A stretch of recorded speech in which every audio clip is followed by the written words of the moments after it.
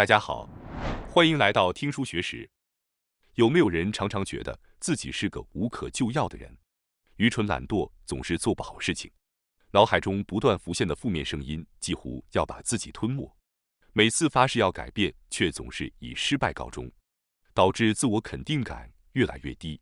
一直在追求幸福、减肥成功、事业进步和人际关系的改善，并为这些人生目标不断努力，但总感觉按现在的状况永远无法达成目标，时常被放弃的念头压得喘不过气来。这样的自毁性思维方式陷入了一个恶性循环。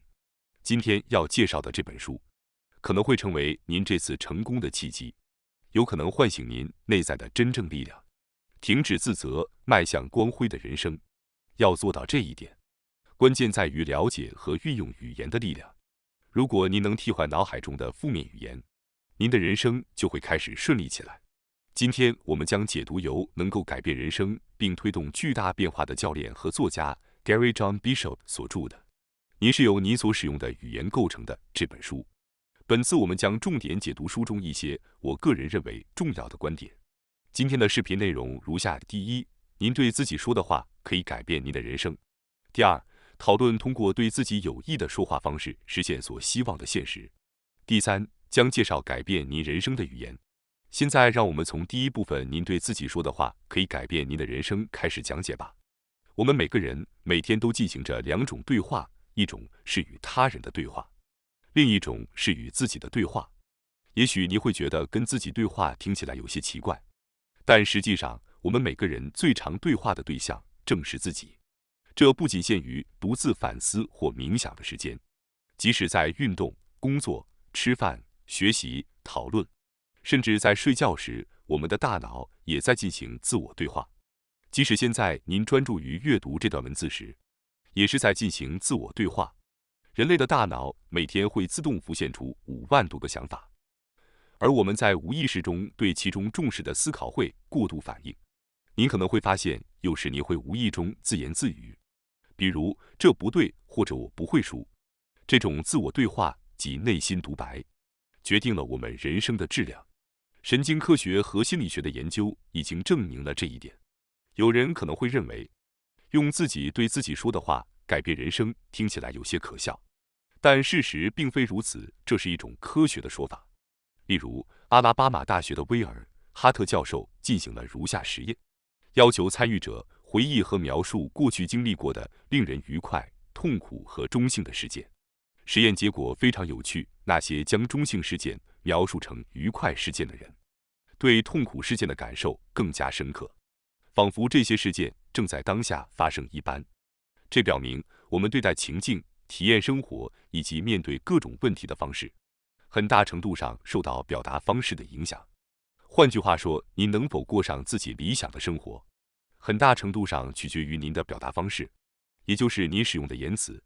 将自我对话转向积极的方向会带来多种好处，如改善心情、增强自信、提高生产力等，使每一天都充满满足感。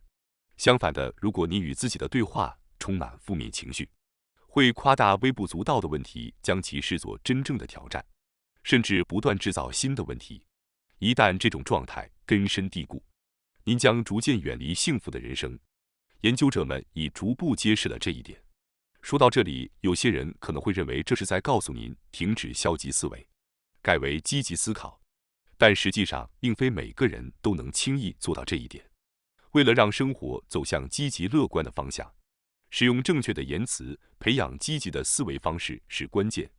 当然，并非所有人都能以同样的方式成功，因此本书不简单地提倡积极思考，而是提供适合您的真正有效的建议，帮助您释放潜力。让我们引用被称为现代心理学之父之一的艾伯特·爱丽丝先生的一句话：如果人类大部分情绪是由思维产生的，那么要控制情绪就需要控制思维。更进一步地说，改变心中构想的语言，也就是与自己对话使用的言辞，是调节情绪的关键。因为情绪从根本上说就是由这些言辞产生的。换句话说，我们的想法和感受是我们情绪的源泉，因为这就是情绪的最初来源。我们的思维和情感是密不可分的。此外，爱丽丝先生还发现了2个事实：一是体验的印象会因捕捉方式和表达方式的不同而有所变化；二是人类是极其非理性的生物。当发生不好的事情时，我们往往会陷入极端的想法，比如觉得最糟糕的事情发生了，觉得自己很愚蠢，觉得人生完蛋了。几乎每个人都有过这种想法，甚至有些人每天都这样想。然而回过头来看，许多看似严重的问题实际上并不是那么大。这种情况在我们的生活中经常发生。就在负面的内心声音响起的时候，我们往往会失去理性，无法做出理智的判断。虽然每个人都认为自己总是理性的，但往往在不经意间就会被一些小小的负面对话唤醒负面情绪，内心的音量可能会随时间变化。但负面的自我对话始终是生活的敌人，会带来消极影响。我们每天听到这种自动化的思维成千上万次，习惯了负面声音在脑海中回响，因此常常无法意识到其影响。正因如此，当我们对自己大声说"真糟糕"的时候，即使实际情况并不那么糟，我们也会感到事情真的很糟糕。比如，家务如今已经大部分实现自动化，折叠衣服、清理碗具实际上并不会花费太多时间，但一旦觉得家务很繁琐，就会感到更加困扰。即便是这些小事，如果负面观念在心中积聚，会使他们看起来像是大问题，最终使人感到生活压力山大。另一方面，为何会对小事产生抗拒情绪？根源在于内心的负面观念。也许您心中存在一个巨大障碍，妨碍了积极自我对话的展开。回顾生活，或许可以找到这个障碍。说话的方式不仅仅发生在说话的瞬间，它会悄无声息地进入潜意识，成为身体的一部分，并在未来的思维和行动中产生深远的影响。比如，经常抱怨世界不公平的人，往往会开始采取与这种观点相符的行动，最终可能会滋生出被害妄想。这类常抱怨不平的人，往往认为努力也没有意义，因此工作可能会变得马虎或草率。相关研究也有所表明，这种态度可能会影响他们的人生方向。相反的，持有成功机会、无处不在观点的人，通常能够捕捉到这些机会，并勇敢挑战，过上充满活力的生活。人们每天在生活中学习和体验新事物，这些经历改变了大脑的神经通路，调节了人类的思维和行为。尽管这些神经通路通常在无意识中调节，但幸运的是，科学已经证明，通过专注思维，可以有意识地重塑这些通路的结构。换句话说，我们可以有意识地改变大脑结构，从而在生活中带来积极的变化。最简单的方法就是进行明确的自我对话，通过有意识的选择和使用语言来控制思维，从而控制涌现的各种情绪。通过反复练习，使这种行为成为习惯，使用强有力且积极的语言，您的生活将会有显著的变化。虽然控制思维和语言听起来可能会觉得困难，但只要有坚定的心态和愿望，任何人都可以做到。接下来，我们将详细讨论从何处着手。让我们在第2部分上仔细研究。我想要探讨如何通过使用对自己有益的说话方式来掌握现实。现在我们继续讨论第1部分的内容。要意识地控制思维，使用哪种说话方式才是好的呢？首先要做的是停止对自己无益的说话方式，意识到对自己有益的说话方式。接下来，我将详细说明如何正确使用对自己有益的言辞，并从不同角度重新审视问题。您的视角和与世界的互动方式将发生显著变化。例如，作者提到，即使遇到问题，也会积极参与并对其产生兴趣，并且会坚韧克制住沮丧和愤怒的情绪，因为他将问题视为自己成长的机会。这样一来，即使是以前让人束手无策的问题，也会变成促使个人成长的正面事件。能否以这种态度看待问题，将决定您未来走向何种人生道路。罗马皇帝和斯多葛派哲学家马库斯·奥勒留曾说过，在困难时刻，重要的不是认为自己有多不幸，而是把它视为努力和幸运的机会。面对问题是人生中不可避免的事情，机器本身能根据个人的理解和表达方式而变化，它既可以是束缚，也可以是通往前进的台阶。就像斯多葛哲学家阿奎里乌斯所认为的那样，个人无需受外界影响，可以在自己的头脑中创造现实。自我对话的积极性或消极性，决定了是如何利用困境来让人生显现，还是被困境拖垮人生。即使目前的情况看似绝望，关键在于如何看待和应对，结果可以完全不同。改善现状的答案不在外部，而在于您的内心。要将现实转变为所期望的状态，重要的是学会对自己和他人使用正确的言辞，培养对自己有益的说话方式。如何让自我对话更有益？首先要意识到，将自我对话从一种普通的交谈方式转变为主动表态的方式。这不是在讨论自己、他人或生活时发表意见或做出判断，而是把它当作日常对话的一部分。在这个过程中，有几点需要注意。比如说，当我们承诺或设定目标时，常常会用到打算或计划的措辞，例如打算减肥或打算存钱。然而，如果真的想要实现这些目标，就不应该用这些词语，因为这些话会影响大脑，使其在潜意识中认为现在不做也没关系。相反，应该使用要或想要这样的表达，比如说我要减肥或我要存钱。如果承诺了减肥却忍不住想吃甜食，或者承诺了存钱却忍不住想买新衣服，遇到这种情况时该怎么办呢？这时候就尤为重要，要进行主动表态的自我对话，通过使用现在时态的肯定和坚定的语言，例如我坚持减肥或我决心存钱，来应对这些挑战。这种方式可以帮助我们在关键时刻取得进步，因为主动表态的自我对话让我们更有决心地表达自己的意图和目标。使用与当前时刻相关的主张型言辞，不仅对人类的心理和身体产生深远影响，而且具有改变现实的力量。例如，明确地说我正在全力以赴减肥，或我每个月要存下多少钱，而不是使用打算或计划的措辞。这些区别非常重要。全力以赴意味着直接介入当前阶段的生活，而打算全力以赴则是表达未来的可能性。回顾您过去的生活，您是否曾在日常生活中含糊地说打算全力以赴？如果是的话，随着时间推移，会逐渐增加混乱声音。因此，我们要努力使用主张型言辞，意识到现在这一刻是投入自己力量的时机。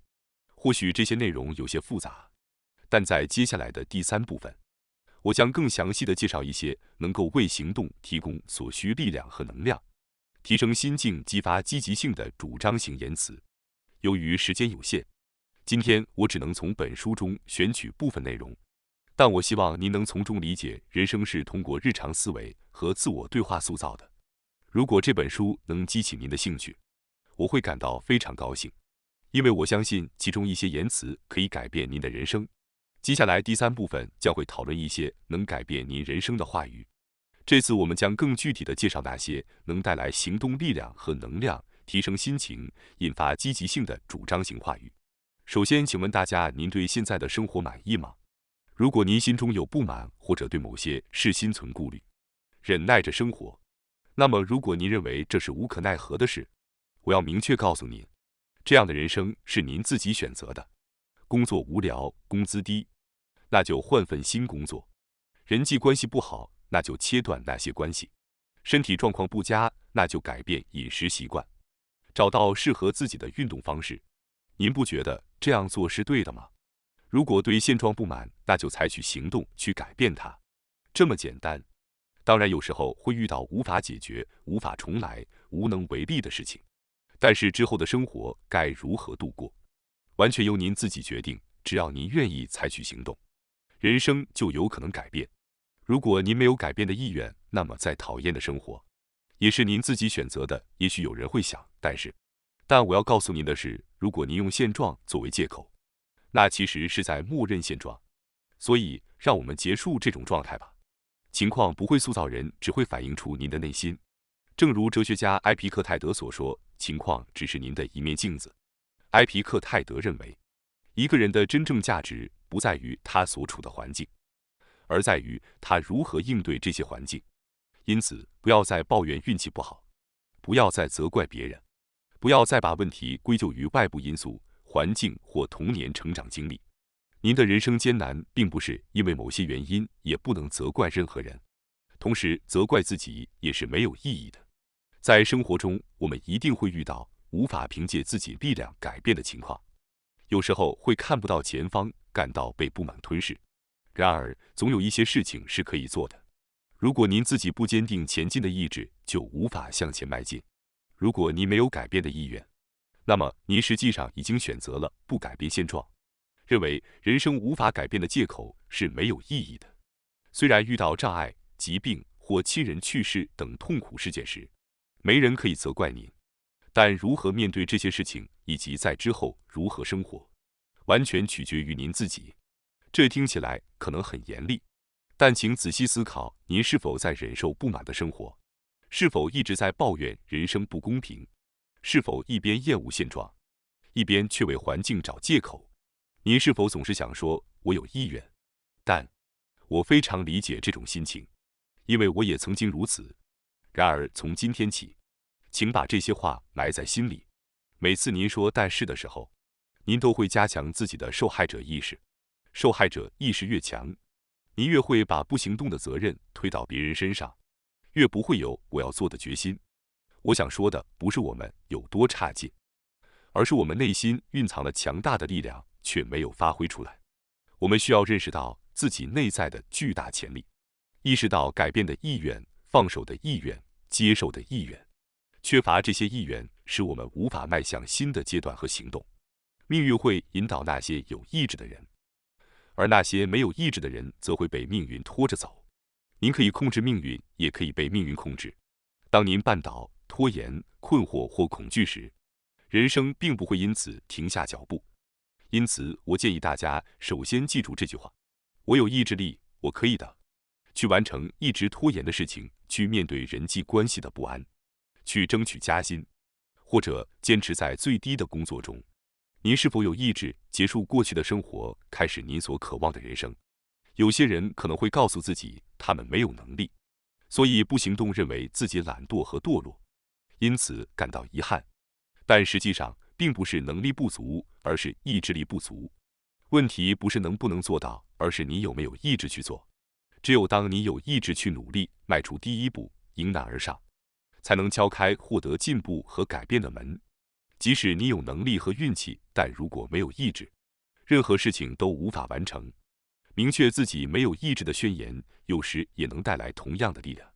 例如，在以下这些情况下，您是否有继续过着不健康生活的意志？您是否有继续过这种日复一日生活的意志？您是否有忍受那些只带来压力的人际关系的意志？您是否有坚持过着不满意的生活直到最后的意志？当然不会，这些否定的意志能够唤起决心和毅力。我再也受不了的想法，有时会成为您尽快改变现状的最大动力。我要做的意志和我再也受不了的意志，哪一个是您当前的动力来源？根据您的性格和具体情况，选择对自己最有效的方式。